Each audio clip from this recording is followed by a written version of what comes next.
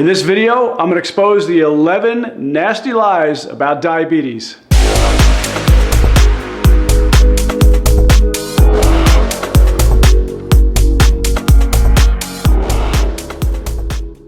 Hello and welcome to Total Health with Dr. Nick, where my purpose is to inspire, empower, and motivate you to live longer, healthier, and more abundant lives. And today you're going to love this video because so many of you are struggling with diabetes. And I know a lot of my videos have been really focused on diabetes lately, and the reason is because it contributes to so many other health conditions.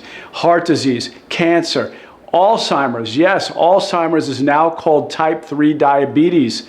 Guys, if you're worried about blindness, if you're worried about kidney failure, if you're thinking about losing limbs, diabetes is the forefront of all of that. So that's why we're focusing so much on it, because if we can take care of diabetes, which by the way is afflicting anywhere from 30 million to almost 100 million people in this country right now, whether you're diabetic or pre-diabetic, you really want to pay close attention. If you know someone who has diabetes, share this video with them. So guys, let's go ahead and dive on in with the 11 nasty lies about diabetes. Well, number one, it's a simple fact that you think you're going to know that you have diabetes. You'll just somehow know. You'll have issues, you'll be tired, you'll be lethargic, well, a lot of you are like that anyway, and you're not contributing to the fact that you might have diabetes. You'll somehow just know that you have it. Well, many of you are walking around. In fact, I was on the phone with a client yesterday who said, well, my doctors never told me I had diabetes, but the way I was able to determine it is when she started to read to me her blood lab information over the phone, and she said her A1C was 6. So the only way you're really going to know for sure if you have diabetes isn't just by measuring your blood sugar levels in the morning or the afternoon.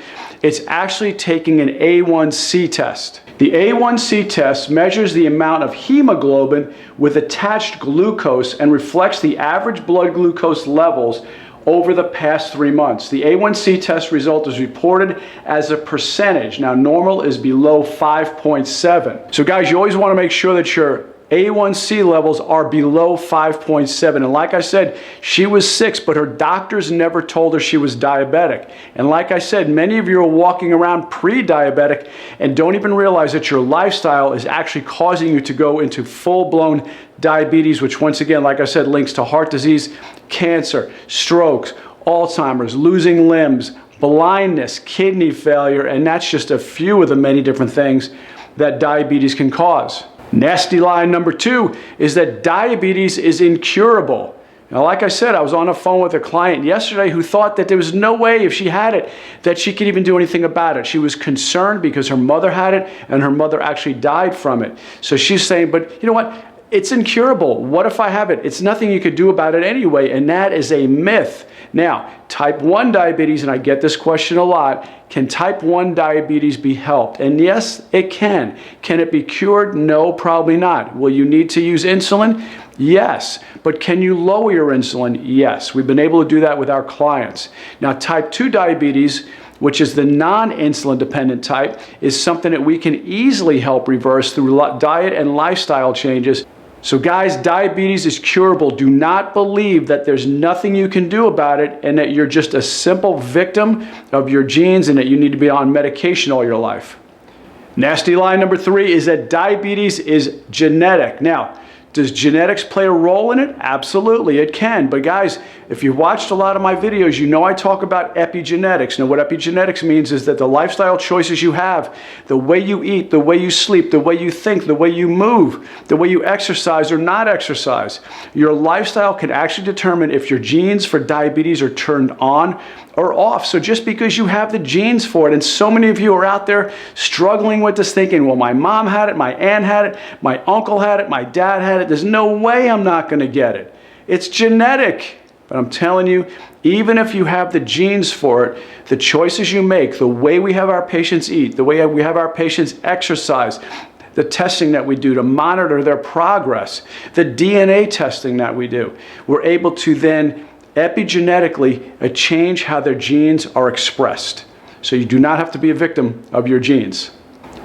Nasty lie number 4. It's all about low insulin. You just have low insulin, that's the problem. So if we can give you a drug or a chemical of some kind that will just keep whipping your pancreas and whipping your pancreas and whipping your pancreas into making more insulin, that'll solve the problem. Well, guys, that's not the whole equation. Some of it is because you have low insulin, but a bigger part of it is the fact that you might be insulin resistant. Your lifestyle, toxicity, food choices, which is why we do different testing on our patients to see if they have different food sensitivities that can be causing insulin resistance, because food sensitivities can actually cause inflammation in the body. So certain foods that you think that are perfectly healthy for you because everybody else is eating them and they're fine for them, they might not be good for you. So we do food testing to see what foods you're sensitive to that can cause insulin resistance. Another big cause of insulin resistance is your diet or toxins, bad fats, vegetable oils, things like that. Bad meats that are commercially raised where they're eating grains all day long. Things like sugars, processed refined carbohydrates, and of course toxins in the form of chemicals, food additives, dyes, preservatives, artificial colors, artificial sweeteners, environmental toxins, biotoxins, heavy metals that you might have as mercury in your teeth. All these different things are toxins that can actually cause insulin resistance. So it's not just about having low insulin, it's about the fact that your body can read insulin or not. If it can't read insulin, it doesn't matter how much insulin you have in your body's not going to process the sugars and move them into the cell to be burned as fuel. Nasty lie number 5, medications are your only answer. Yes, you have to take metformin. This is the only thing you can do. And guys, I find that so many of our clients are told that they're going to be on medication for the rest of their life. And many of them are scared to death because of that, because they know the side effects of medication. And many of them are not good. There's so many different side effects that you get from medications. And then when you start to mix them together and you get polypharmacia, where you start to get the overlap of chemicals, that is not the answer. And once again, just taking a pharmaceutical, a drug, to whip your pancreas into making more and more insulin, the problem is this. Many times a type 2 diabetic can be converted to a type 1 diabetic simply because you're wearing the pancreas out. And they know this. They know that many times they'll be able to get you right on the insulin down the road if you're just taking medications, which isn't fixing the underlying cause of the problem. All it's doing is masking it. All it's doing is band-aiding the problem. So you don't want to do that. You want to get to the basic underlying cause of why your body is not producing either enough insulin or the insulin isn't being read and shuttling the glucose into your cells to be burned for fuel. Nasty lie number 6. Eat low-fat, high-complex carbs. Yeah, just eat lots of complex carbs because they'll burn slower. You know, those complex carbs are a lot better than those sweet carbs, those simple sugars, which get into your bloodstream and spike your blood sugar quickly. But the complex carbs, those are the answer. They'll burn a lot slower. Well, guys, that's not the truth either. You require insulin to still get carbohydrates into your cells to be burned for fuel. When you have a sugar molecule, whether it be a little tiny one, which tastes sweet, that's what you call your sucrose and things like that, or a big sugar molecule, which is your potatoes, your starchy breads, your rice, your pastas, things like that, it still has to be broken down into sugar. So yes, one breaks down a little bit slower, but it still has to be broken down into sugar, which then has to get out of your bloodstream and into the cells once again to be burned as fuel. So it doesn't matter whether it's a simple sugar or a complex carb. In fact, one of the things that spikes your blood sugar fastest is things like white bread and wheat bread. Believe it or not, white bread and wheat bread spike your blood sugar faster than even a candy bar does. Because a candy bar, and this is what most people don't realize, if you eat a Snicker bar, sugar in the Snicker bar, the sucrose, is made of a molecule of glucose and a molecule of fructose. When you put those two molecules together, you get sucrose, sugar. Bread, on the other hand, is pure glucose. Glucose goes into the cells much faster. It spikes your blood sugar a whole lot faster because it goes right into the bloodstream quickly. Whereas sucrose in the form of a candy bar, first the fructose has to go through the liver. So half of that molecule, okay, one is glucose, one is fructose. Half of that molecule has to go through the liver to be processed there. The glucose goes straight in. So you will spike your blood sugar faster, I know it's hard to believe, by eating bread than actually a Snickers bar. Nasty lie number 7 is that I've just got a faulty metabolism. My metabolism doesn't work right. It's ruined. It's destroyed. I can't do anything about it anymore. Guys, you can do things that harm your metabolism. It's true, but you could also do things to repair your metabolism. If you make your body convert from a glucose burning machine to a ketone burning machine, which means we know how to change your diet to get your body changing to an alternative fuel source. Think of your body like a hybrid car. If you're driving around through the parking lot, you sound like a golf cart because you're running off of electricity, but when you get on the highway, your car will convert to gas, okay? So your body does the same thing. It can go from sugar to fats, to ketones. Ketones are just fats. In fact, it's a better, cleaner fuel source. It makes less reactive oxygen species, so it makes less free radicals. So if you can get your body converting from glucose and turn the switch and get it to burning ketones, which are fats, which is your stored fat too, your body is a better running machine and your metabolism will be cured. Nasty lie number 8. Eat many small meals a day. Eat 6 small meals a day. That's a good idea. Well, here's the problem with that, guys. When you're eating so many meals a day, you're constantly keeping your glucose and your insulin elevated. When it's elevated all day long, your body is constantly in storage mode. So it's best to break it up and not have anything to eat between meals. So whether that means our clients go on a 3 meal a day, 2 meal a day, or OMAD, which is 1 meal a day, that's what we determine is best for them based on their genetics. Like I said, we do genetic testing to find out what is their best nutrition plan. And some people do better if they just split it into 2 meals a day. That way, in between, they're fasting. They're doing something called intermittent fasting. So better than eating 6 small meals a day is to actually space your meals out so that way you give your body a rest and you let your insulin and your sugar levels start to come back down. Nasty lie number 9 is that fasting that we were just talking about is dangerous. It's an emergency state for the body. That's bad. We can't fast. Our body goes into starvation mode. Guys, it doesn't go into starvation mode until about 72 hours. So you've got about 3 days to get it into starvation mode. So going about 12 to 16 hours isn't going to cause you to starve. Your body's not going to freak out and all of a sudden crash your metabolism. Now, fasting is actually a very good thing. It's what our ancestors did. We're designed for this. Our ancestors never knew if they were going to have feast or famine, if they were going to eat nothing or crickets or nothing and then all of a sudden get a wild boar and feast. They didn't know if they were just foraging for berries and nuts. They were hunter-gatherers. They would pick up some things here and there. In fact, I always talk about this. It's one of the best examples if you ever watch the show Naked and Afraid. That is a prime example of what our ancestors would have been doing. Sometimes they might go for 3, 4, or 10 days without eating. And other times they might catch a crocodile or an elk or a gazelle or deer or something like that. And next thing you know, they're feasting for days. That's what our body's designed to do. So fasting is not a dangerous state. In fact, it's a very good state because it goes into what we call autophagy. Autophagy means your body starts to go around and scavenge up all the damaged cells. So when you're not eating, your body goes out and picks up all the damaged, worn out cells and cleans them out. So it basically does a spring cleaning in your body and gets rid of the damaged cells while you're fasting. Also, some of the societies and populations of the world, the blue zones, these populations do a lot of fasting. They do best on low-calorie diets where they're not having the calories like we do, where you go to a restaurant and they're basically bringing a salad over to you in a wheelbarrow. So in our society, we have this copious amounts of food. You know what I'm talking about.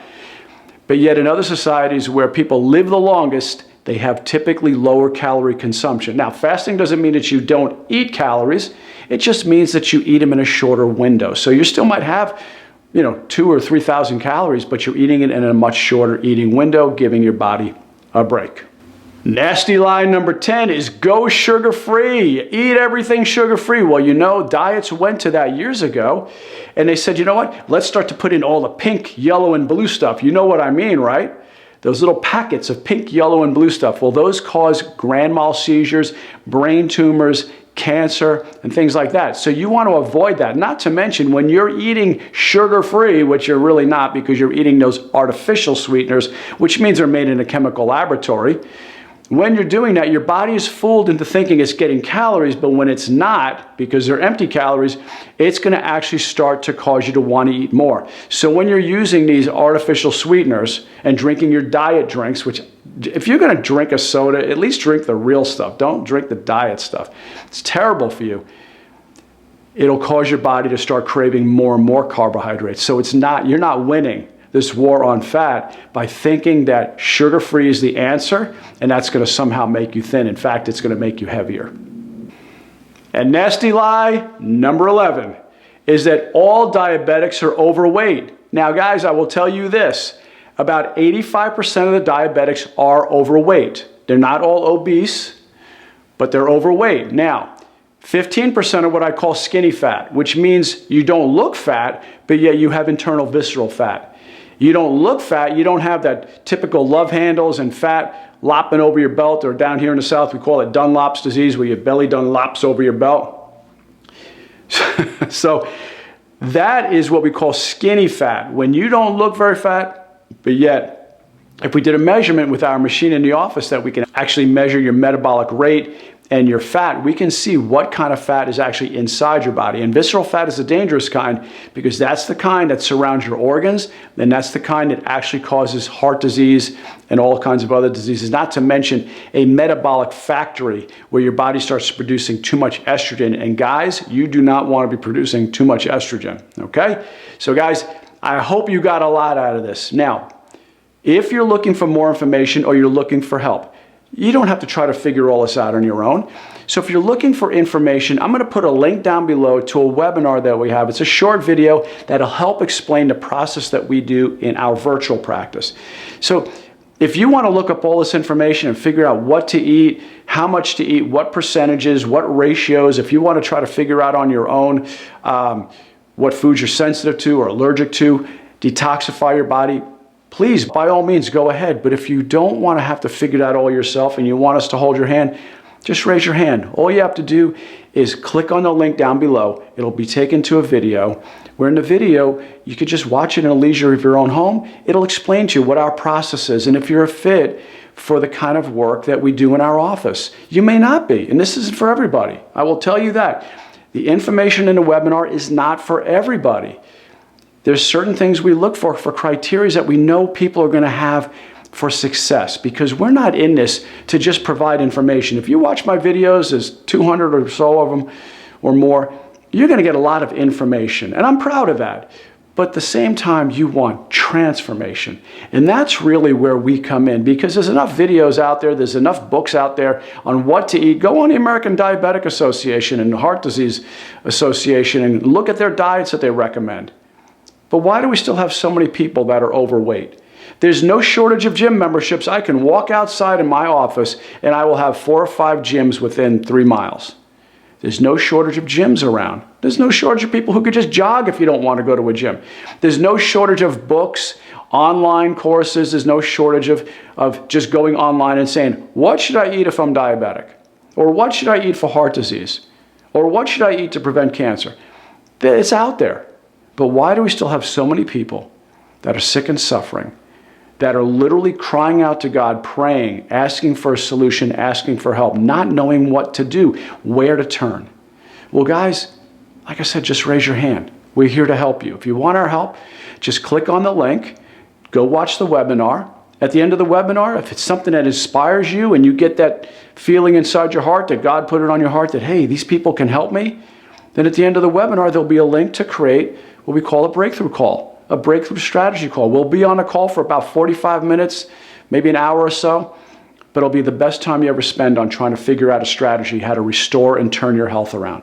Because so many of you are sick and tired of not spending time with your family, not living up to your God-given potential, not excelling at your job, your profession. I hear so many people say they don't even want to live anymore. They want to just stay home. They're pushing their friends away. They can't even get to the front door without almost passing out because it's just too much strain on their body. Don't do that anymore. Reach out to us. Like I said, the link is down below. Watch the webinar. If it makes sense and it's something you want help with, all you have to do at the end of it is schedule a call. And when we get on a call, we'll laugh, we'll cry, we'll have fun, but we're going to get to the truth. we're going to get to three things. Number one, we're going to find out what your biggest health concern is. What is the most important thing that you want help with today? And number two, I want to know what your goals are. What do you really want? What, if you could do the happy dance and have the health that you want, what does that look like for you? And number three, if you want our help in getting you there faster and making it a whole lot easier, then we'll talk about how we can do that. But once again, the only way that you'll know is if you just raise your hand and book that call.